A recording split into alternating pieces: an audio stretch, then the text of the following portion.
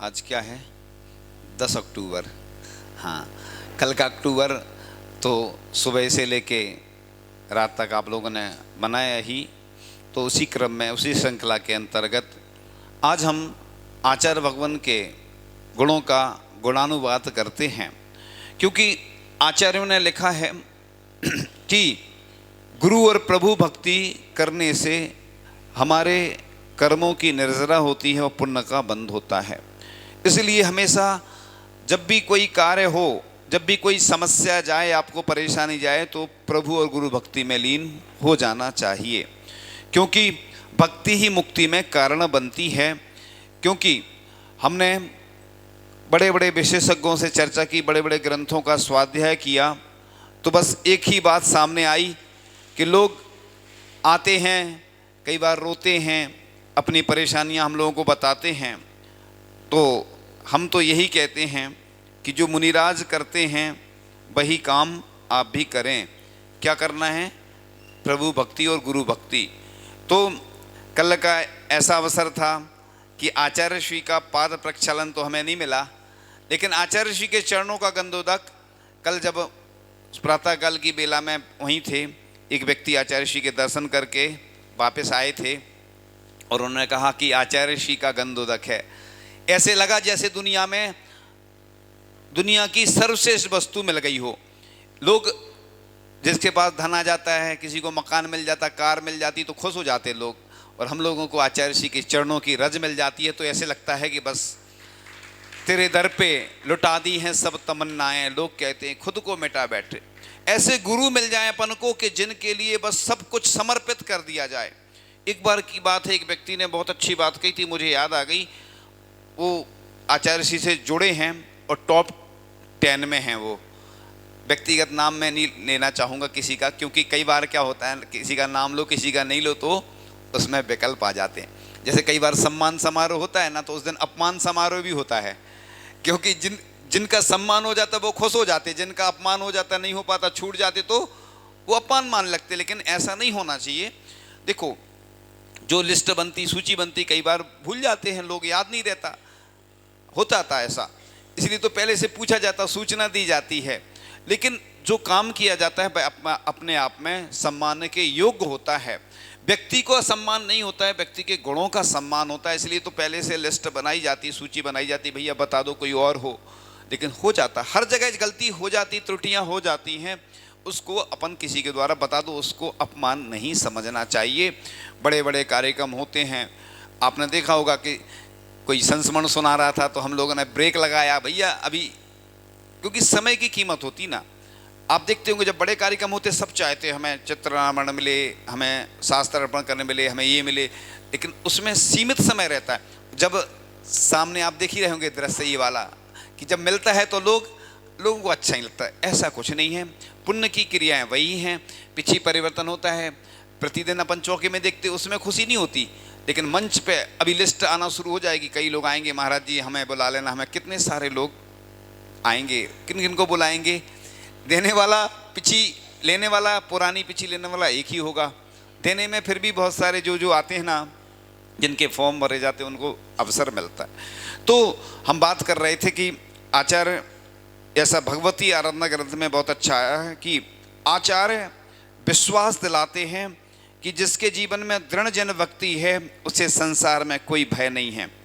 जस दट्ठा जिण भक्ति तस भयम सत्य संसारे। तो भगवती आराधना ग्रंथ जो कि सल्लेखना का ग्रंथ है, उसमें विश्वास दिलाते, जिन भक्ति, जिन भगवान की भक्ति ही अपने पुण्य को बढ़ाने में माध्यम है। हमने तो कई बार बताया आप लोगों को, हम बताते रहते हैं, बार बार इसलिए बताते कि और पुष्टि हो जाती है। कई बार नए लोग भी आते हैं, नए लोग भी सुनते हैं। तो एक सबसे ज़्यादा पावरफुल होते हैं स्तोत्र, फिर उसके बाद मंत्र की जाप, और तीसरा होता है शांति धारा। ये 3 चीज़ें दुनिया में, इससे बढ़कर कोई पावरफुल चीज़ नहीं है, क्योंकि मंत्रों का इनमें विशेष पुट हुआ करता है, इसी से एक ऊर्जा आती है। और जब व्यक्ति शांति धारा आदि करता है, स्तोत्र का पाठ करता है, इसलिए जितने लोग जहाँ जहाँ हैं सबको बता देना, सुन लेना आप लोग भी, कि जब भी कोई रोग हो, कोई परेशानी आए, कोई भी समस्या आए, आप तो बस जाप शुरू कर दो या फिर पाठ शुरू कर दो, जैसे भक्तांबर का, जिन सहस नाम का, कल्याण मंदिर, जो अच्छे स्रोत हैं उनका पाठ आप करें, फिर देखें। अब लोग कहते हैं महाराज जी हमने पढ़ा कुछ असर नहीं हुआ, कुछ ना कुछ कमी रह गई होगी, या तो आपने एकाग्रता से नहीं पढ़ा, शुद्धि पूर्वक नहीं पढ़ा। पूरी दुनिया में हम देखते हैं, भारत की तो बात कर ही लेते हैं, शांति धारा लोग पढ़ते हैं, तो भैया जिनका उच्चारण अच्छा है उन्हीं को शांति धारा अच्छे से पढ़ना चाहिए, क्योंकि फिर कुछ ऊपरी बाधा हो जाए, कोई परेशानी हो जाए तो आप जानो और भगवान जाने। क्योंकि मंत्रों की कभी भी अवनय नहीं करना चाहिए, ये मंत्र बहुत पावरफुल होते हैं, इसलिए हमने कई बार निषेध किया कि मोबाइल में भी कोई मंत्र की जाप जो चलती ना, जैसे ओम ह्रीम श्रीम क्लीम एम बड़े बाबा, ये नहीं डालना चाहिए मंत्र। भजन आदि कोई छोटी पंक्तियां डाल दो, उसमें कोई दिक्कत नहीं, भजन में उतना दोष नहीं रहता, लेकिन जो मंत्र रहते हैं ना बीच में काट देते हैं, हमने कई बार सुना है आपको। अभी चूंकि आज आचार्य श्री की बात चल रही है, आचार्य भगवान के गुणगान की बात चल रही है, हमने इसको डिटेल में बताया है, आप लोग सुन लेना, और बताते ही रहते हैं हम, तो वो प्रसंग चूंकि अलग है, विषय से विषयांतर कई बार हो जाता है, इसलिए अभी नहीं बताएंगे। तो आचार्य भगवान ने हमारे लिए कितना कुछ दिया है और हम उनका कैसे उपकार चुका सकते हैं, क्योंकि इसको बोलते हैं गुरु गुणगान, गुरु उपकार, गुरु वंदना, कुछ भी नाम दे दो, सब एक अर्थवाची हैं, एक तरीका होता है।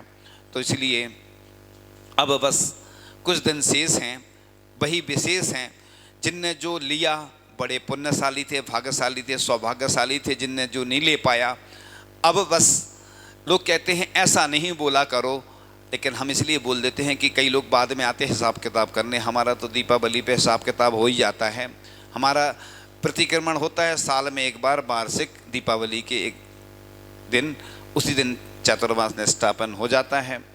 कई लोग बाद में सोते सोते आते हैं, उस नींदे बोलते हैं बुंदेलखंड में, उस नींदे का मतलब होता है चिमाए हुए, सो नहीं रहे थे, सोने का नाटक कर रहे थे, ऐसे लोग भी आते हैं। हम रह ही गए, हमें लाभ नहीं मिला, तो भैया हम क्या कर सकते हैं। हमने पहले ही बोला था कि जो निवेदन करने आएगा उसको मिलेगा, निवेदन करने पे भी मिले जरूरी नहीं है। साधु संत किसी के कहने से कहीं नहीं जाते हैं, किसी के कहने से उसके घर भी नहीं आते हैं, और उसकी भक्ति होती है। एक बार मुझे याद आ रहा है, संस्मरण विदिशा की बात थी, विदिशा में मैंने सोचा आज उधर नहीं जाना उस व्यक्ति के यहाँ, और जाने उसका कितना पुण्य तेज था कि मेरे कदम बढ़ते चले गए, मैं उसी के यहाँ पहुँच गया। अब सोचते लोग कि महाराज जी, कई लोग किडनैप कर लेते हम लोगों को पड़गान के समय, भाव से किडनैप कर लेते हैं, भाव से, द्रव्य से नहीं करते, वो किडनैप नहीं, भावना होती है। तो मीरा ने भक्ति में घनश्याम को, हाँ, तो सबरी ने भी बुलाया था। तो बस इसी प्रकार से जब भक्ति होती ना, शिष्य की या भक्तों की भक्ति होती है, तो बस जैसे बड़े बाबा के लिए पड़गान किया था, किसने किया था? बड़े बाबा का पड़गान किसने किया था? आचार्य ऋषि ने किया था। मैंने खुद देखा वह दृश्य, आचार्य ऋषि बगल में हमारे जब खड़े हुए थे और प्रतिमा उठी, जैसी आचार्य ऋषि की आंखों में से आंसू निकले। मैंने पहली बार देखा कि आचार्य भगवान की आंखों में आंसू आ रहे हैं, और बाद में आचार्य ऋषि ने मतलब पूछा किसी ने, तो आचार्य ऋषि ने ही बताया कि लोग कहते ऐसे होगा वैसा होगा, तो मतलब जिसे विदाई होती ना लड़की की होती है, तो सब लोग रोते हैं। तो ये भारतीय संस्कृति परंपरा है, आंसू अपने आप आ जाते हैं, कई बार बोलने पे भी नहीं आते आंसू, और कई बार अपने आप प्राकृतिक नेचुरल अपने आप वो आंखें नम हो जाती हैं। तो भक्ति ऐसी होना चाहिए कि जिससे अपने कर्मों की निर्जरा हो और पुण्य का बंध हो। तो आचार्य भगवान हमेशा यही कहते हैं। तो आचार्य भगवान के बारे में आप लोग सब सुन चुके हैं, सब जानते हैं, लेकिन फिर भी उनका गुणगान करना आवश्यक होता है, क्योंकि आज के दिन उन्होंने दीक्षा दी थी निर्व्यापक मुनि श्री प्रशांत सागर जी और निर्विवेक सागर जी, निर्व्यापक मुनि श्री प्रसाद सागर जी, और भी उनके साथ साथ जो भी मुनि दीक्षित हुए थे। आज की तिथि नहीं है वह पुरानी तिथि में दीक्षित हुए थे, जिस तिथि में अतिथि बने थे। ऐसे मुनिराज प्रसाद सागर जी महाराज, देखो आचार्य भगवान उनको क्यों साथ में पहले थे वो है, फिर बीच में चतुर्मास अलग हुए, आचार्य भगवान ने उनको रखा। उनके अंदर व्यवहार कुशलता और वैयावृत्ति का गुण और जो संघ को कैसे व्यवस्थित, क्या क्या आवश्यक है समय पे, और आचार्य श्री का भी बहुत वह ध्यान रखते हैं।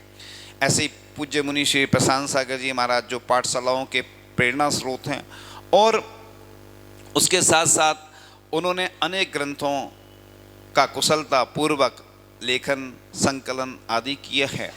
तो इसके साथ निर्भीक सागर जी महाराज जिन्होंने आचार्य श्री की मूक माटी पर एक पुस्तक लिखी उपाश्रम की छाँव में। तो आचार्य भगवान के लिए देखो हम लोग सोचते हैं कि थोड़ा सा करके ज़्यादा से ज़्यादा प्रसिद्धि मिले, हमारा नाम हो, हमें लोग पूछें, लेकिन साधु संत जो भी कार्य करते हैं सिर्फ जिन शासन की प्रभावना के लिए, हमारे यह ग्रंथ सुरक्षित रहें इसलिए काम करते हैं। कभी भी आचार्य कुंद स्वामी ने कहा है कि ख्याति पूजा लाभ के लिए कोई काम नहीं करना। ख्याति को क्या कहा है? खाई। प्राकृत में क्या बोला है? खाई में गिरा देती। यदि अपन नाम ना की कामना से, आचार्य जी के बारे में क्या किसी ने लिखा है ना, जो नाम ना की कामना से कोसों दूर हैं, कहीं कहीं ऐसे संत भी जरूर हैं। तो आचार्य श्री कभी नाम के लिए काम नहीं करते। देखो आचार्य श्री के नाम से कोई संस्थान नहीं है, जो भी जिनने बनाए वो दूसरों ने बनाए, आचार्य श्री उस संस्था में भी नहीं जाते हैं। आचार्य श्री ने मूक माटी लिखी है, उनके सानिध्य में गोष्ठी यहाँ शायद हुई थी, हमें उसका जानकारी सही नहीं है, तो आचार्य भगवान कभी नहीं करते। लेकिन अभी हम कुंडलपुर में जब बैठते थे मूक माटी सुनते थे आचार्य श्री, अब उसका हम डिटेल नहीं बता पाएंगे, कोई कारण रहते हैं। आचार्य श्री मूक माटी सुनते थे, अब समझ जाओगे आप कि सुनते थे, तो आचार्य श्री बहुत प्रसन्न होते थे। क्यों होते थे? इसका कारण ये नहीं था, जिस व्यक्ति ने तुलना की उस मूक माटी को, ये कहा अध्यात्म ग्रंथ है। और जैसे मंगलाचरण स्वाध्याय में करते ना, क्योंकि मूक माटी वैसा महाकाव्य है, तो उसका स्वाध्याय जब करते समय अन्य लोग मंगलाचरण वैसा नहीं करते जैसा ग्रंथों का करते, लेकिन जिस व्यक्ति ने उसको स्वाध्याय के रूप में लिया और मंगलाचरण किया, आचार्य जी बहुत प्रसन्न हो गए। इतना बिरला महाकाव्य है, उसके बारे में आपको बताते हैं थोड़ा सा कि मूक माटी महाकाव्य एक बीतरागी संत कवि द्वारा काव्य शैली में रचित, उसके संक्षेप में इसलिए बताना जरूरी है, हम आचार्य भगवान के गुणों का गुणगान तो कर रहे हैं, तो आचार्य भगवान तो बताते हैं, आचार्य श्री ने लिखा है, लेकिन दूसरे लोग उसको किस दृष्टि से देखते ये भी जानना आवश्यक है। तो काव्य शैली में रचित ऐसी अद्भुत कृति है जिसमें विद्या का आनंद और आनंद की विद्या समाहित है। आचार्य श्री द्वारा आधुनिक विद्या में रचा हुआ है एक महाकाव्य ही मात्र नहीं है, अपितु समग्र जैन दर्शन, अध्यात्म और सिद्धांत का प्रतिपादक ग्रंथ भी है। इसमें 4 अनुयोग गागर में सागर के समान समाहित हैं। मूक माटी के पाठक जवाहरलाल दर्डा, पूर्व मंत्री महाराष्ट्र शासन, लिखते हैं कि मुझे आशा है कि यह काव्य पढ़कर नास्तिक व्यक्ति का भी हृदय परिवर्तन होगा और वह इस काव्य में धर्म, दर्शन और अध्यात्म को देख पाएगा। यही इस काव्य की सफलता है। यानी जो ईश्वर पर श्रद्धा नहीं रखता है, कभी भगवान को जो नहीं मानता है, अगर इस मूक माटी को पढ़ लेगा तो उसकी ईश्वर के प्रति भी श्रद्धा हो जाएगी। पापात्मा से परमात्मा तक की यात्रा का वर्णन करने वाले इस काव्य में पतित माटी से पावन घट बनने की प्रक्रिया को रूपक बनाया गया है।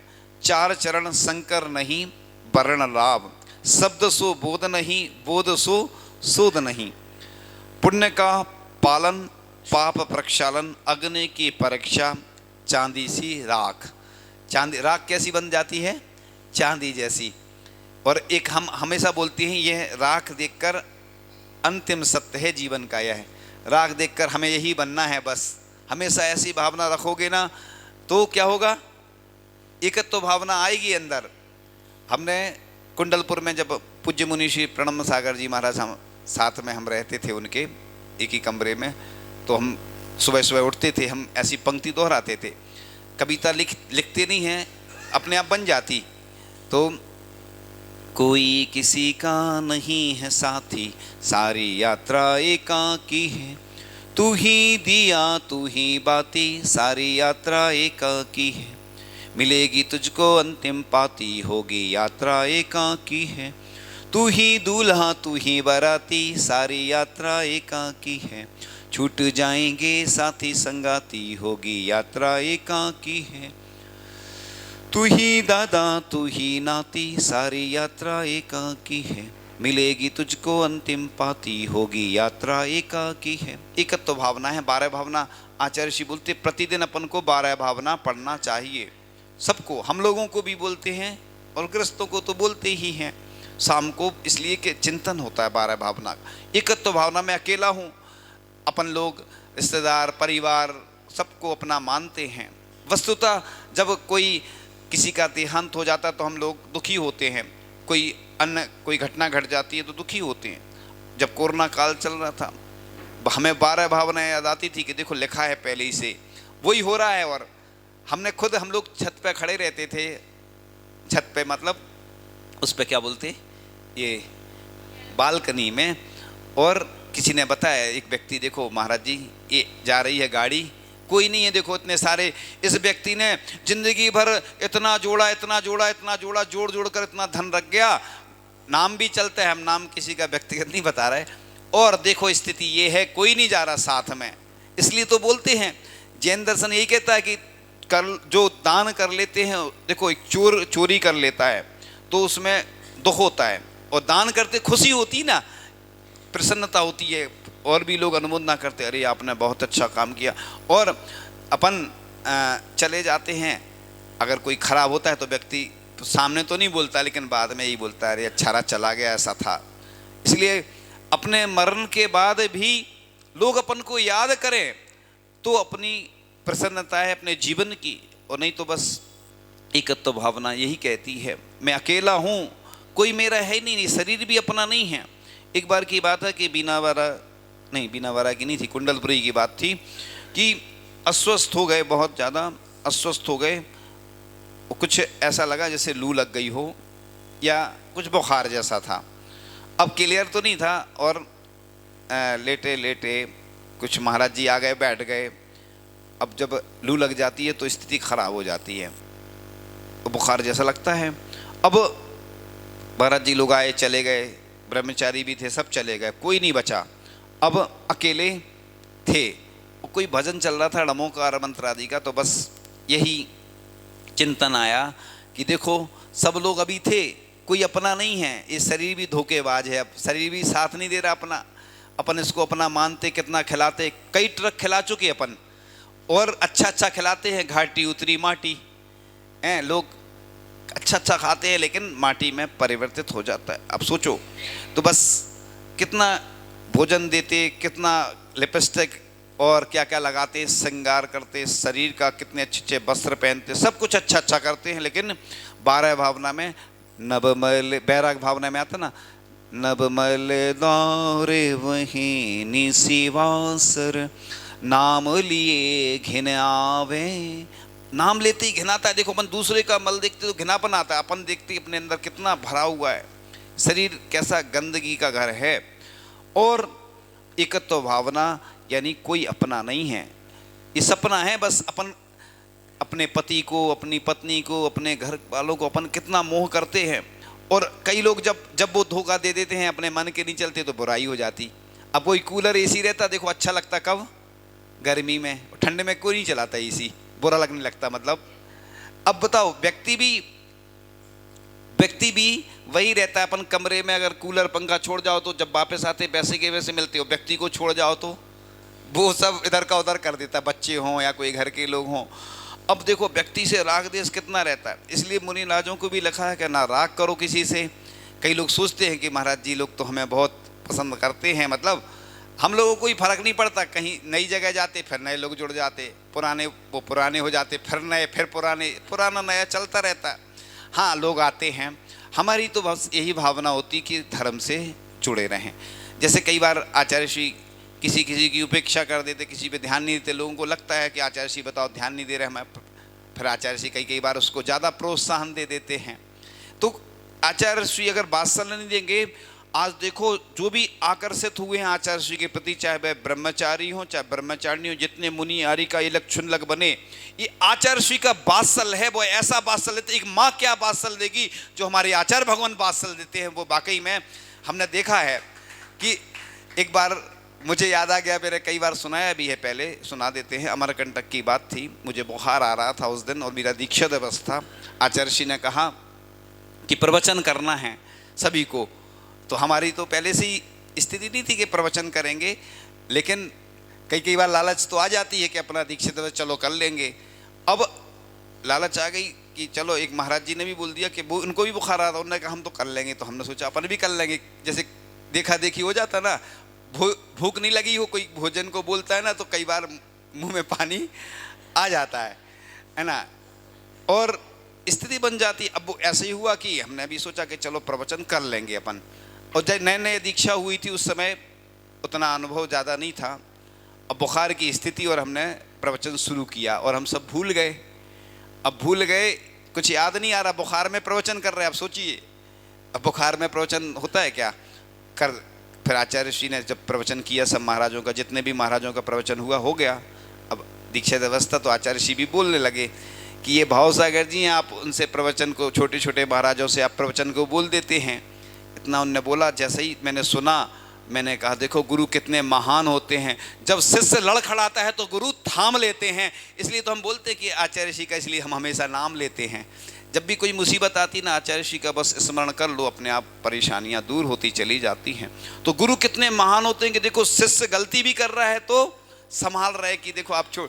तो हमने फिर महाराजों ने भी कुछ कुछ बोला और महाराज ने कह रही ऐसी स्थिति में नहीं करना चाहिए। हमने कहा आप धीरे धीरे प्रयास करेंगे। बीना बारा में भी ऐसी कुछ हुआ था कि एक बार प्रवचन किया और कहानी पूरी नहीं हो पाई। फिर हमने जब 2-3 साल बाद या कितने साल बाद दीक्षा दिवस जब आया तो कहानी पूरी की हमने। तो कई बार ऐसी स्थितियाँ भी बन जाती है कि याद नहीं रहता। कई बार कहानी चल रही है, उस समय भी हो गया, आचार्य भगवान सुन रहे हैं। ऐसे ही हमने एक बार तत्वार सूत का पाठ किया, है ना। तत्वार सूत का पाठ किया तो ब्रह्मचारी अवस्था में आचार्य श्री ऐसे बैठे और हम नीचे बैठे पाठ कर रहे थे। और तत्वार सूत का पाठ करते समय हमारी एकाग्रता इतनी बढ़ रही थी कि उस समय जैसे मुनि दशा में हो ना, तो सदुपयोग हो जाता, जैसे बिल्कुल एकाग्रता, और कुछ नहीं दिख रहा था, पुस्तक दिख रही थी। तो आचार्य श्री को हम लोगों ने बताया कि आचार्य श्री ऐसा ऐसा होता है। तो आचार्य श्री बोले हाँ, वो माइक की वजह से होता है, इतने सारे लोग बैठे रहते, घबराहट होती है। ऐसे कई ब्रह्मचारी ब्रह्मचारिणी हैं, जब प्रवचन करने जाते हैं पर्यूषण में तो कपते हैं वो। मुझे खुद याद है कि जब मैं ग्रस्त अवस्था में था, एक बार कुछ माइक पे कुछ बोलना था, ऐसे ही तो पूरे पैर ऐसे ऐसे कप रहे थे। होता है, क्योंकि क्या होता है, धीरे धीरे अभ्यास हो पाता है, धीरे धीरे डर दूर होता है। क्योंकि व्यक्ति के अंदर सबसे बड़ा डर यही होता है ना, लोग क्या सोचेंगे, लोग क्या सोचेंगे। उस कारण से, वो डर के कारण से ऐसा होता है। जैसे चौके में नए नए लोग आते हैं, हम लोग समझ जाते हैं ये नया व्यक्ति है, वो गिलास चलाने के लिए बोलते तो हम तो वो उनका हाथ ऐसा सा कपता है, डरते हैं छूट जाए तो महाराज जी का अंतराय हो जाता ना। तो हम लोग इसलिए बोलते अभी जो बूढ़े लोग हैं, बच्चे, उनसे चम्मच से दिलाओ, क्योंकि लोगों के हाथ कपते हैं, प्लेट गिर गई, कुछ गिर गया तो महाराज जी का तो अंतराय हो जाएगा, आपको तो कुछ नहीं होगा। इसलिए नए लोगों से पहले अभी कहते, लोग भी कहते हाँ बूढ़े लोग हैं उनको बिठाल दो।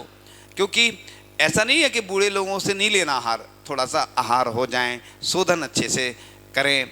ऐसी बच्चे और बूढ़े एक समान होते हैं। इसी प्रकार से मोक्ष मार्ग में जब गुरु महाराज हम लोगों को अपना वरद हस्त प्रदान करते हैं, अपना आशीर्वाद प्रदान करते हैं, तो एक नई ऊर्जा, नया संचार हमारे अंदर आ जाता है।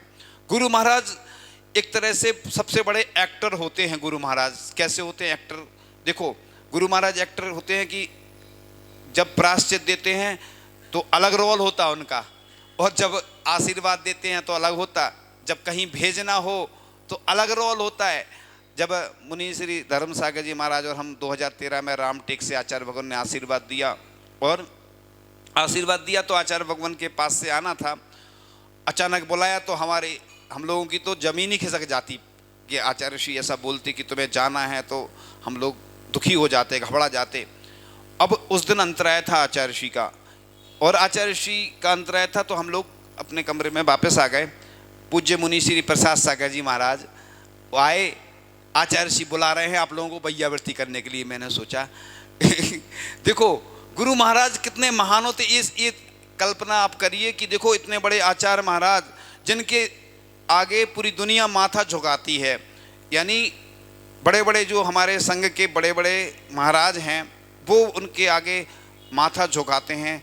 और किसी ने एक बात बहुत अच्छी कही थी कि देखो ये जो प्रतिमाएं होती हैं अतिशय कैसे होते हैं, तो बताया इतना है ना कि जिनके आगे इतने महान आचार्य जब माथा झुकाते हैं तो अपने आप अतिशय प्रकट होते चले जाते हैं। ऐसी आचार्य महाराज बुला रहे देखो वैयावृत्ति के लिए, वो क्या कारण है वो बताते हैं अभी। फिर हम लोग आ गए, बैठ गए। चार महाराज जी थे तो चार महाराज जी को ही जाना था, तो आचार्य जी ने बुलाया और वैयावृत्ति हम लोगों ने की और समझा रहे थे हम लोगों को। जैसे जब नई लड़की जब विदा होती ना तो अपन समझा देते ऐसा ऐसा करना है, ऐसे आचार्य जी हम लोग को समझाते हैं कि हिम्मत आ जाए इनके अंदर, थोड़ा सा दुखी हो जाते ना हम लोग जैसे ही जाने का आती है बात। आचार्य ऋषि वैयावृत्ति करते करते पूज्य प्रसाद सागर महाराज जी से पत्र लिखवाने को बोल दिया था, उन्हें संकेत करना था। देवरी में थे महाराज जी तो उनके पास भेजा, तो लिखा ये लोग आ रहे हैं ऐसा ऐसा, तो पढ़ के सुनाओ। पूज्य प्रसाद सागर महाराज जी पढ़ के सुना रहे थे ऐसा। हाँ ये और लिख दो इसमें कि अगवानी अच्छे से करना मतलब देखो गुरु महाराज कितने तरीके से कितने अच्छे अच्छे से, मतलब कब किसको क्या कैसे करना संभालना। ये जैसे कोई एक एक्टर होता ना कितने अलग अलग तरह के रोल करता। जैसे समय सार नाटक है ना, उसमें रंगमंच का दृश्य दिखाया गया, संसारी प्राणी कैसे क्या क्या करता है। इसी प्रकार से आचार्य महाराज देखो कितने महान होते हैं कि उनको कब किसको दंड देना, प्रायश्चित देना। आप लोग डरते ना, प्रायश्चित से कभी डरना नहीं। देखो गुरु महाराज के पास जाओगे आप बड़ी सरलता से सहजता से आप उनसे निवेदन करोगे, गुरु महाराज जरूर प्रायश्चित देंगे। इसलिए एक कोई मुनि महाराज होते हैं, आरिका आदि होती हैं, बड़े जो होते हैं संघ में, वो प्रायश्चित आदि देते हैं। आचार्य महाराज सर्वश्रेष्ठ होते हैं लेकिन उनके पास कई बार नहीं जा पाते। तो आचार्य महाराज से अपनी निंदा ग्रह आलोचना करना चाहिए। लोग कहते हैं ना भगवान से कर ली हमने, भगवान से कभी नियम नहीं लेना चाहिए। जब कोई कहीं पर जहाँ पर मुनिराजों का सानिध्य नहीं मिलता, आचार्य महाराज का नहीं मिलता, वहाँ की बात अलग है। मजबूरी में भगवान, क्योंकि भगवान प्रायश्चित नहीं देते, जिनवाणी प्रायश्चित नहीं देती। कई लोग अपने आगे ले लेते, वो ठीक नहीं। गुरु महाराज से अपनी निंदा ग्रह आलोचना करके ही प्रायश्चित लिया जाता, चाहे साधु हों चाहे श्रावक हों। तो अपनी निंदा ग्रह आलोचना करने से इतना हल्कापन आ जाता जैसे बुखार उतर जाता डॉक्टर के यहाँ पहुँचते ही। डॉक्टर से आप बता दो अपनी, वो RX लिखता है, RX का मतलब होता है इंग्लिश में लिखता है ना RX। वो भगवान से प्रार्थना करता है कि यह रोगी जल्दी स्वस्थ हो। इसलिए आचार्य महाराज उस व्यक्ति को पहले डांटते हैं। डांटना इसलिए जरूरी है कि तुमने ये गलत काम किया। फिर प्रायश्चित कई बार नहीं भी डांटते। और चार महाराज हैं, मान लो एक ही किसी कोई घटना घट गई, मान लो कुछ भी, तो बस चारों को हो सकता है अलग अलग प्रायश्चित मिले, क्योंकि आचार्य श्री ये भी देखते हैं कि इसकी स्थिति कैसी है, ये रुग्ण है, बीमार है, परेशान है, कमज़ोर है। इसकी स्थिति देखकर ही उसकी वैसा प्रायश्चित देते हैं। तो गुरु महाराज देखो कितने महान होते हैं। उनकी चर्चा चल रही थी कि मूक माटी तो नदी किनारे पड़ी हुई माटी के मन में किसी एक दिन अपने जीवन को उन्नत बनाने का भाव उत्पन्न हुआ। इसीलिए तो बड़े बड़े साहित्यकार कहते देखो माटी जैसी वस्तु, उसको भी आचार्य श्री ने महाकाव्य का रूप दे दिया कि मूक माटी के माध्यम से इतना महान ग्रंथ हम लोगों को आचार्य भगवान ने दिया कि जिसके माध्यम से हमें गौरव का अनुभव होता है। पहले की स्थिति ये थी कि अन्य विद्वान संस्कृत आदि के ग्रंथ लिखते थे और कोई पढ़ने की बात कहता तो कहते तुम्हारे यहाँ हैं क्या ग्रंथ। तो पंडित भूरामल जी को चिंता हुई, उन्होंने कहा कि अब चाहे कुछ भी हो जाए मैं मेहनत करूंगा। और उन्होंने बड़े बड़े ग्रंथ लिखे संस्कृत में। इसीलिए तो उनकी बुद्धि इतनी तीव्र थी कि ग्रंथ नहीं देखते थे और पढ़ते थे वो बिना देखे। अब कितनी बड़ी, अपन को तो कोई चीज़ याद ही नहीं होती है, याद करना पड़ता है अपन को, फिर भी भूल जाते हैं। और उनकी कितनी बुद्धि तीव्र थी। उन्होंने फिर मेहनत की। फिर आचार्य भगवान ने भी बहुत मेहनत की, रात रात भर पढ़ पढ़ के, और कन्नड़ भाषी थे, हिंदी नहीं आती थी, और कितनी मेहनत की तो उन्होंने ग्रंथ तैयार किए। और हाई को भी आचार्य जी बिहार आदि में छोटा सा पैड रखा रहता है, आचार्य जी के पास रखा रहता था और उस पे पेंसिल से हाई को बनाते जाते थे, इसलिए वो 500 से ज़्यादा, अभी कितने हो गए गिनती नहीं मालूम। तो आचार्य भगवान ऐसे काव्यों की रचना करते गए। कई ग्रंथ तो आचार्य जी ने ऐसे रख दिए, कई लोग उठा के भी ले गए और आचार्य जी ने कुछ नहीं बोला। एक जन ने देखा, अरे ये तो मूकमाटी है, हमें याद नहीं है शायद मूकमाटी की बात थी या कोई ग्रंथ की, लेकिन ऐसे आचार्य जी निर्लिप्त रहते कि प्रकाशन से कोई मतलब नहीं। और आचार्य भगवान ने जब मूकमाटी लिखी तो उसकी बात चल रही थी कि किसी एक दिन अपने जीवन को उन्नत बनाने का भाव उत्पन्न हुआ। उसने माँ धरती के सन्मुख अपने भाव और वर्तमान दशा की बात रखी। माँ धरती ने समझाया सत्ता प्रतिसत्ता का रहस्य, संगति का प्रभाव और समर्पण की बात। माटी ने सब कुछ ध्यानपूर्वक सुना। वह धरती से कहती है, हे माँ मुझे पथ दो, यानी सम्यक दर्शन, पाथे दो सम्यक ज्ञान, और पथ भी दो यानी सम्यक चारित्र, जिससे मैं भी आत्म कल्याण कर सकूं। इधर शिल्पी भी कुंभ बनाने का विचार करता है और नदी किनारे पड़ी माटी को उठाकर अपने उपाश्रम की ओर ले जाने का उपक्रम करता है। उपाश्रम क्या क्या कहलाता है? अपना घर आदि। हाँ, तो उपाश्रम में ले जाकर माटी को बारीक तार वाली चालनी से छानता है। इस शॉर्ट रूप में आज बता रहे हैं, उसकी सिर्फ छोटी सी भूमिका है, प्रस्तावना। छनी हुई मृदु माटी में शीतल जल मिलाकर उसे लौंदे का रूप प्रदान करता है। वह घूमते हुए चाक पर रखे माटी के पिंड को अपनी करांगुलियों का सहारा दे घट का आकार देता है तथा उस पर नीति प्रद को चित्र और कविताओं का सृजन भी करता है। इसी बीच उद्घाटित होते हैं कुछ प्रसंग। सत्ता का स्वरूप, आस्था का महत्व, संघर्षमय जीवन का परिणाम, कर्म बंध और मुक्ति की प्रक्रिया, संप्रेषण की बात, कर्तव्य और कर्तृत्व, दया और करुणा की यथार्थता, वर्ण लाभ और वर्ण हानि, हीरा और कंचन बनने का उपाय, अहिंसा की चर्चा, बैराग की ओर मछली। एक शॉर्ट में बता रहे हैं उसके जो सार, इन शॉर्ट बोलते हैं। इंट्रोडक्शन होता ना, भूमिका। जैसे कोई पुस्तक लिखी जाती है, शॉर्ट में उसका प्रस्तावना लिखी जाती है। सभी लोग वहीं से करें, आप लोग थोड़ा सा पहले से बोल दें, क्योंकि दर्शन करना है तो दूर से ही करें जब। हाँ, तो कविताओं, कुछ प्रसंग, सत्ता का स्वरूप, आस्था का महत्व, संघर्षमय जीवन का परिणाम, कर्म बुद्ध और मुक्ति की प्रक्रिया, संप्रेषण की बात, कर्तव्य और कर्तव्य, दया और करुणा की यथार्थता, ये हो गया। तो सतयुग और कलयुग की परिभाषा, संलेखना विधि और पुरुष और प्रकृति का योगदान, मान कसाई की स्पष्टता, सूल और फूल की चर्चा, क्षमावाणी, अच्छा मंत्र, मोह और मोक्ष, समीचीन साहित्य, सभी रसों में शांत रस की श्रेष्ठता, करुणा की सीमा, काल चक्र और सिंह और स्वान की प्रवृत्ति, ही और भी बीजाक्षर का रहस्य, बसंत ऋतु और संसार की नश्वरता। इन्हीं प्रसंगों के साथ माटी घट का रूप धारण करती है। बने हुए अपक्व घट को मिटाने का प्रयास बदलियों द्वारा किया जाता है।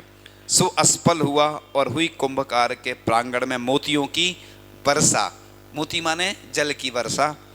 मेघ मुक्ता का अवतरण, पुनः घट के विनाश हेतु सागर के निर्देशन में बादलों का प्रयाण, धरती की प्रतिष्ठा बनी रहे इस हेतु भूकणों का जल कणों के साथ संघर्ष होता है।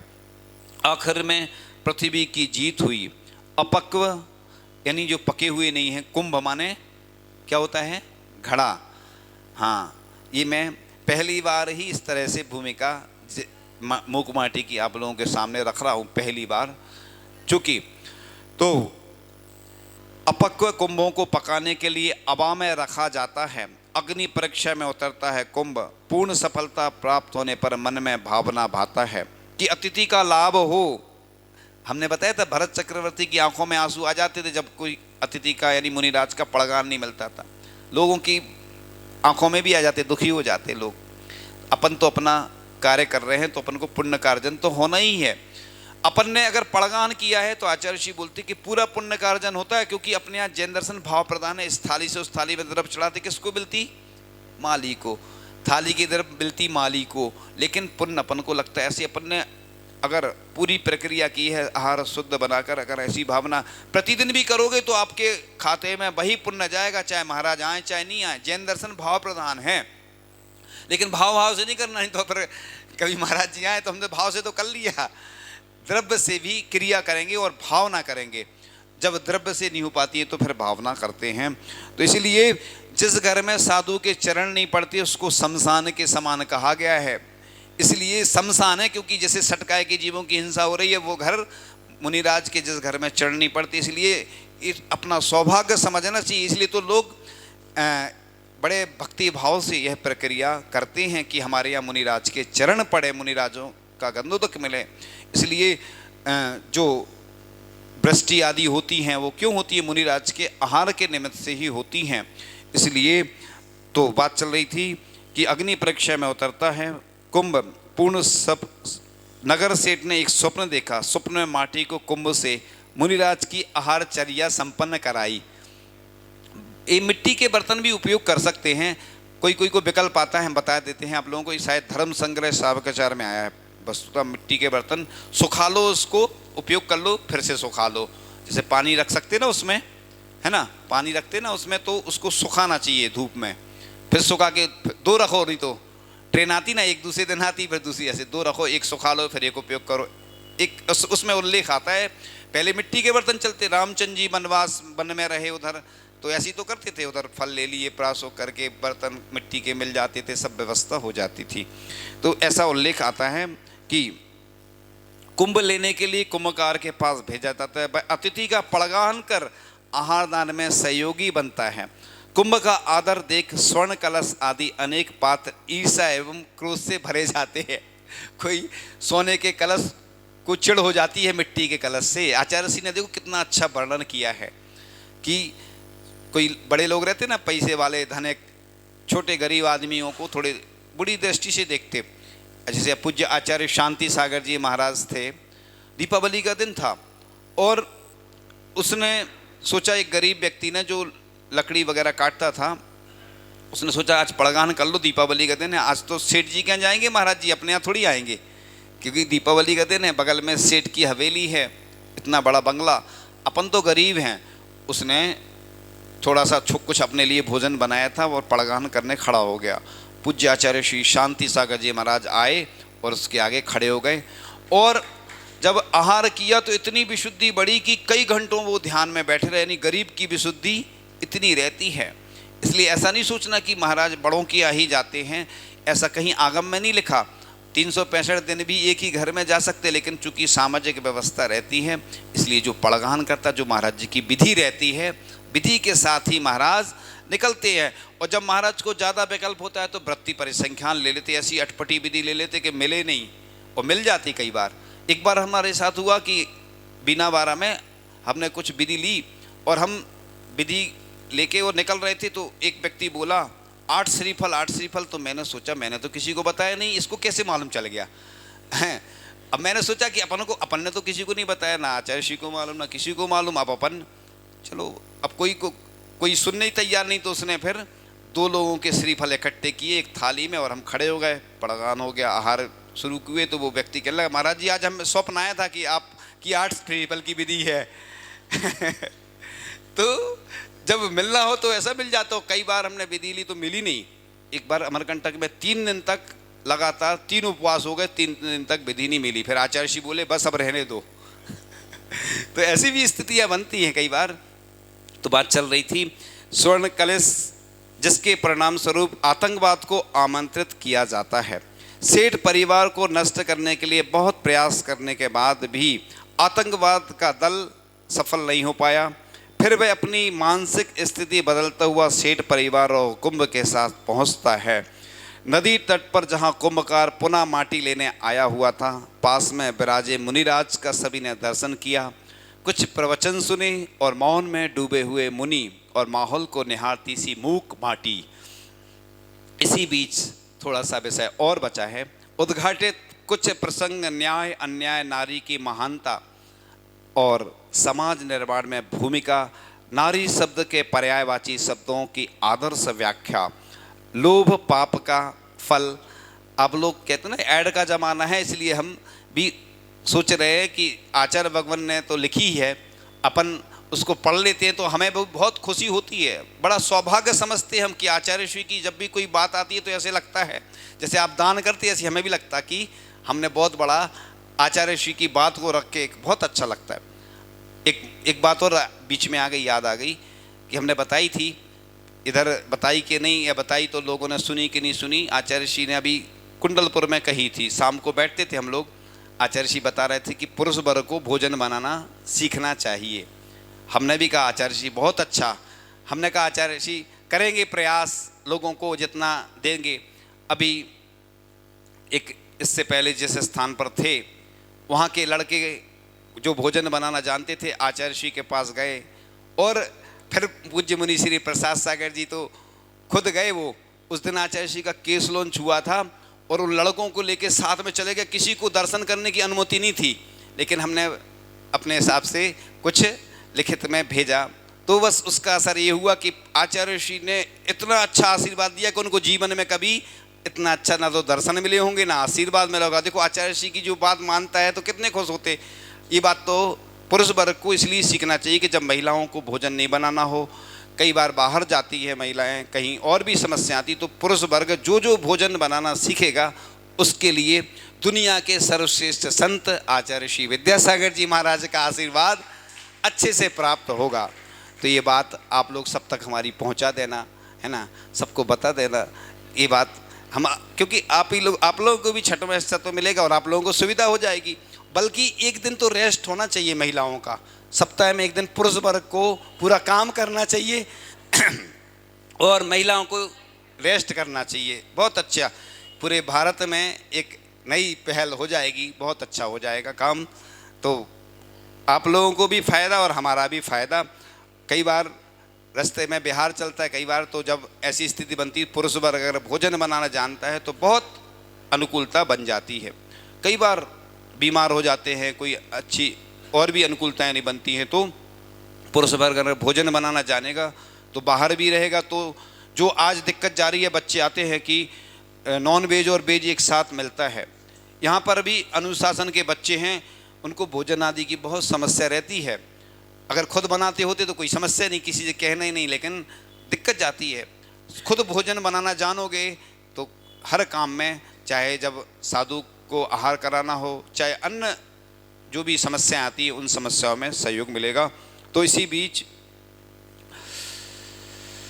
चर्चा चल रही थी कि महापुरुषों की भावना और स्वर्ग अपवर्ग का कारण, लेखनी की चाहना, भावना, अणु और मनु की शक्ति, अग्नि के बीच कुंभ, जीवन दान, ध्यान धारणा का आधुनिक चित्रण, अध्यात्म और दर्शन की मीमांसा, स्वप्नों की बात, अतिथि की चर्या, भूख का रूप, दाता पात्र की समीक्षा, सेठ की वैराग्य कथा, समीचीन उपचार विधि, माटी द्वारा कला शब्द और प्रयोजन, आतंकवाद का जन्म, धरती का सहारा, सबका जीवन मंगलमय हो, यही भावना इत्यादि अलिखित ऐसे और भी अनेक प्रसंग इस मूक माटी में हैं, जिनमें मानवीय जीवन विकास के महत्वपूर्ण सूत्र जुड़े हुए हैं। इस मूक माटी महाकाव्य पर अब तक 4 डीलिट, 27 PhD, 7 MPhil के शोध प्रबंध, इसमें कम ज़्यादा भी हो सकते संख्या में, 2 M.Ed और 6 M.A के लघु शोध प्रबंध लिखे जा चुके, तो लगभग 200-300 के आसपास लगभग विद्वानों ने अपनी समीक्षा लिखी है। तो इस प्रकार से एक मूक माटी जो महाकाव्य है, जो कि आचार्य भगवान की लेखनी से उद्भूत हुआ है, तो इसलिए इस प्रकार से आचार्य भगवान ने जो मूक माटी लिखी है, इस पर जितनी भी चर्चा की जाए उतनी कम है। आचार्य ऋषि के दर्शनार्थ जब भी कोई राजनेता आए, अधिवक्ता आए, संपादक आए, चिंतक, विचारक, साहित्यकार, शिक्षाविद, कानूनविद, न्यायाधीश, धर्माचार्य, डॉक्टर आदि आदि, जो भी, चाहे प्रधानमंत्री हों चाहे राष्ट्रपति हों, आचार्य भगवान ने बस एक ही बात रखी। एक मंत्री आए थे, गृह मंत्री रहे हों शायद, या बड़े पद पे राष्ट्रीय स्तर के केंद्रीय मंत्री थे वह, उन्होंने बहुत अच्छी बात कही कि मैं कई अन्य साधुओं के पास भी जाता हूँ, लेकिन जब भी आचार्य श्री के पास आया तो उन्होंने बस देश की ही बात की, अपनी बात नहीं की कि मेरा ये हो जाए। बस जब भी कोई नेता आता तो आचार्य श्री एक ही बात करते कि हिंदी भाषा को प्रोत्साहन मिले, और हो भी रहा है। और उसके साथ साथ भारत को इंडिया नहीं भारत ही बोला जाए। देखो एक संत को कितनी चिंता रहती है कि हमारा जो खान पान है वह शुद्ध हो, तो उन्होंने शांति धारा दुग्ध योजना के माध्यम से आशीर्वाद दिया। उसके साथ हथकरघा का हमने बता ही दिया आप लोगों को पहले कई बार। और उसके साथ शिक्षा, आज देखो बालिकाओं की सुरक्षा बिल्कुल नहीं है पूरे देश में। आज सबसे ज़्यादा अगर दिक्कत है तो महिला वर्ग को, कैसी कैसी घटनाएं हमारे साथ, हमारे जो भी समाज के लोग हैं, देश के लोग हैं, उनके साथ घट रही हैं। तो आचार्य ऋषि ने आशीर्वाद दिया प्रतिभा स्थली के लिए कि जो पढ़ाने वाले हों वह भी स्वयं प्रतिमाधारी हैं, व्रती हैं, और उसके साथ साथ जो बालिकाएं हैं उनको अच्छा संस्कार मिले, अच्छी पढ़ाई मिले, वो सुरक्षा भी रहे। और उभय कुल वर्धनी कहा है, इसलिए नारी को क्या कहा है, उभय कुल वर्धनी, यानी दोनों कुलों का वर्धन करती है। इसलिए आचार्य भगवान ने जो भी हम लोगों को प्रेरणा दी है उस प्रकार से आचार्य भगवान अपने कार्यों को करते चले जा रहे हैं। और आचार्य श्री के चरणों में कुछ पंक्तियों के साथ जो पूज्य मुनि श्री धर्मसागर जी महाराज ने लिखी हैं। पाके विद्या गुरुवर को ये सारी धरती हर्षाई, शरद पूनम की रोशन रात ने भी अमरता पाई। ज्ञान सूरी के चेले अकेले और अलबेले, चारित्राकाश के सूरज करे रोशन रूहे भाई। चरित्राकाश के सूरज करे रोशन रूहे भाई। तो आचार्य भगवान तो इतने महान हैं कि उनके बारे में जब भी बोला जाता है तो लगता है कि शब्द बौने से हैं। तो असफलता एक चुनौती है, स्वीकार करो, क्या कमी रह गई देखो सुधार करो। जब तक सफल ना हो नींद चैन की त्यागो तुम, संघर्ष करो मैदान छोड़ मत भागो तुम। तो आचार्य भगवान देखो, अपन तो कुछ भी नहीं करते हैं, लेकिन उनको दिन रात यही चिंता रहती है कि हमारे शिष्य कैसे हमसे अच्छे बने, कैसे हमारे भगवान और मंदिर सुरक्षित रहें, कैसे हमारा जो खान पान शुद्ध रहे, बच्चियों बालिकाओं की सुरक्षा हो, राजनीति में हो चाहे प्रशासन शासन में अनुशासन के माध्यम से, या जो और भी संस्थाएं जो चल रही हैं उनके माध्यम से प्रशासन में हमारे लोग रहें। पूरे देश की चिंता है एक व्यक्ति को कि पूर्ण आयु मिले और शुद्ध खान पान मिले, उसके साथ साथ सभी को चिकित्सा की प्राप्ति हो। यानी एक संत को चिंता रहती पूरे देश की नहीं, पूरे विश्व की वैयावृत्ति करने की। हमें चिंता रहती सिर्फ अपनी, आप लोग क्या अपनी चिंता कर लेते बस। लेकिन आचार्य भगवान पूरी चिंता करते हुए सब आचार्य भगवान के चरणों में कुछ पंक्तियों के साथ। फूलों की वादी में बसेरा हो आपका, सितारों के आंगन में घर हो आपका। दुआ है मेरी कि सारे जहां से खूबसूरत सवेरा हो आपका। तो आचार्य भगवान तो बस इतने महान हैं कि उनके बारे में हम कितनी चर्चा करें। आप लोग तो सब समझ ही रहे होंगे कि पद्म पुराण में लिखा है कि जब आचार विचार शिष्टाचार का विधान होता है एवं मिथ्या दृष्टियों के समीप श्री की वृद्धि होती है, सत्य के प्रति घृणा निरादर का भाव उत्पन्न होने लगता है, तब तीर्थंकर उत्पन्न होते हैं और सत्य धर्म का उद्धार करते हैं। तो इस प्रकार से पद्म पुराण में लिखा हुआ है कि जब हमारा देश स्वतंत्र नहीं था और आचार्य श्री का जैसे ही जन्म हुआ, कब हुआ था, जन्म कब हुआ आचार्य श्री का, 10 अक्टूबर 1946 में जन्म हुआ। तो एक संत का जन्म होने के बाद हमारे भारत को आज़ादी मिली। ऐसे कई संस्मरण हैं। आचार्य ऋषि के जन्म के संबंध में अभी तक कोई तय नहीं है। हम लोगों ने बहुत रिसर्च की, पीएचडी कर चुके, यानी पीएचडी नहीं करी लेकिन पीएचडी जैसी हो गई। अभी कुछ हम लोग कुंडलपुर में थे, पूज्य मुनि श्री अजित सागर जी महाराज थे, हम थे और भी मुनिराज थे। एक पत्रिका में लेख छपा था कि आचार्य ऋषि का जन्म ऐसा नहीं, इस तिथि में इस डेट में है, ऐसा होना चाहिए, क्योंकि आचार्य ऋषि का जो जन्म का वो मिला प्रमाण पत्र पुराना, उसमें कुछ और लिखा था। तो आचार्य भगवान ने फिर सुनाया। देखो आचार्य भगवान वैसे तो अपन पूछो तो नहीं बताते, लेकिन जब उनका अच्छा मन हो तो हम लोगों से शेयर कर लेते अपनी बात। उन्होंने बहुत सारे ऐसी घटनाएं सुनाई कि ऐसा हुआ था ऐसा हुआ था, हम उसको डिटेल में नहीं बताना चाहेंगे, वो रहस्यमयी बातें हैं, सबको बताने से वो फिर तो आचार्य भगवान ने सुना है अपने मुख से, तो हमें बहुत, हमारा हृदय गदगद हो गया, प्रफुल्लित हो गया कि देखो आचार्य ऋषि कितने सरल हैं, सहज हैं। लोग कहते हैं कि आचार्य ऋषि कठिन हैं, हम तो कहते हैं मेरे गुरु से सरल कोई व्यक्ति दुनिया में नहीं हो सकता। इतने सरल व्यक्ति कि वो बस कठिन कब हो जाते, जब आप कठिन हो जाते। आप कोई उनके हिसाब से काम नहीं करो या कुछ गड़बड़ करो तो फिर वो कठिन हो जाते। बाकी हमने देखा कि आचार्य भगवान बड़े सरल सहज हैं, और जब उनकी वैयावर्ती आदि करते हम लोग, तो बस कुंडलपुर की बात थी, तो क्रम क्रम से नंबर आता था। वो कहते थे 2 पैर हैं 2 ही लोग करेंगे, एक आध कोई महाराज जी हैं तो सिर की कर लेते। कई बार हम लोग फिर होशियारी करते थे, धीरे से बैठ जाते और करने लगते। जब उनका ध्यान नहीं जाता था, बात कर रहे वो धीरे से ध्यान जा, क्यों मैंने क्या बोला तो कई बार अच्छे कार्यों में ये सब गौण हो जाता है और ध्यान नहीं दिया जाता है, क्योंकि वैयावर्ती और सेवा उसी व्यक्ति के अनुकूल की जाती है। तो हर राह आसान हो, हर राह पर खुशियाँ हो, हर दिन खूबसूरत हो, ऐसा ही पूरा जीवन हो। तो खुशी खुशी बीते हर दिन, सुहानी हर रात हो, कदम पड़े जिस तरफ भी आपके, वहाँ फूलों भरी बरसात हो। तो आचार्य भगवान के चरणों में ये पंक्तियाँ इसलिए अर्पित करते हैं कि आचार्य भगवान ने सबके लिए, हमारे लिए सब कुछ, इतना कुछ प्रदान किया है कि हम उनका कैसे एहसान चुकाएं।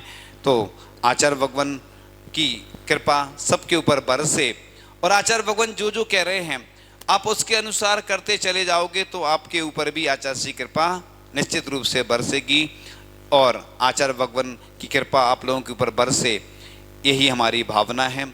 आज के दिन यही भावना है कि आचार्य भगवान दीर्घायु हों, उनका मार्गदर्शन, प्रेरणा, सानिध्य हम सबको प्राप्त होता रहे, और आचार्य भगवान के सानिध्य में जो विशाल जिनालय है उसका पंच कल्याणक हो, और आचार्य भगवान का सानिध्य फिर से आप सभी को प्राप्त हो, और करीब से बिल्कुल आप आचार्य भगवान के दर्शन कर सकें, उनको आहार देने का सौभाग्य प्राप्त हो, और वह हजारों वर्ष तक हमें ऐसे ही बस प्राप्त होते रहें। और गर हो जन्म दोबारा, मानव जन्म मिले, फिर से यही हो गुरुवर, उनकी शरण मिले। इन्हीं भावनाओं के साथ आचार्य भगवान के चरणों में नमोस्तु करते हुए विराम लेते हैं। जिनवाणी के ज्ञान ते सूझे लोकालोक, सो वाणी मस्तक नमो सदा देत हूँ धोख। हे जिनवाणी भारती माँ तो हे जपो दिन रैन, जो तेरी शरणाग है सो पावे सुख चैन। देव वजो अरिहंत को गुरु सेवा निर्गंध, दया धर्म पालो सदा, यही मोक्ष का पंथ। आचार्य